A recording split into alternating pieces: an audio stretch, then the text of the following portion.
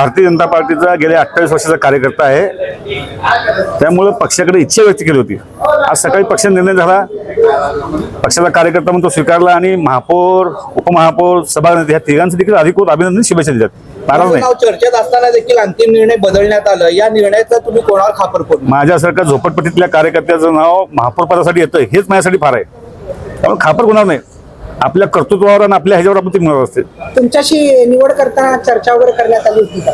काय नाही, आमच्या पक्षाकडे पद्धत आहे, त्याप्रमाणे आम्ही अध्यक्ष, पालकमंत्री, जे समन्वय समिती आहे त्यांच्याकडे इच्छा व्यक्त केली होती, त्यांचा निर्णय झाला, आपण तो स्वीकारला निर्णय। काल रात्रीपर्यंत तुमचीच घोडदौड चालू होती की महापौर पदासाठी, पण आता कार्यकर्ते म्हणत होते की आमचा नेता महापौर होणार। आता कार्यकर्त्यांची समजूत कशी काढणार? कार्यकर्ते लक्ष दिलं ना, मी ज्यावेळेस येऊन त्या महापौरांचं, उपमहापौरांचं अभिनंदन केलंय, त्यामुळे मी नाराज नाही, त्यामुळे कार्यकर्ते देखील नाराज होऊ नये। पक्षाचा निर्णय असतो, पक्ष जो निर्णय घेईल तो मान्य करावा असतो, हे कार्यकर्ते काम आहे। पुढील 2.5 वर्षानंतर संधी देण्यात येणार साहेब, वगैरे काम आहे का? करणाऱ्या कार्यकर्त्याला संधीची अपेक्षा नसतेच। जेव्हा कधी पक्षाला मी योग्य वाटेल त्यावेळेस पक्ष संधी देईल।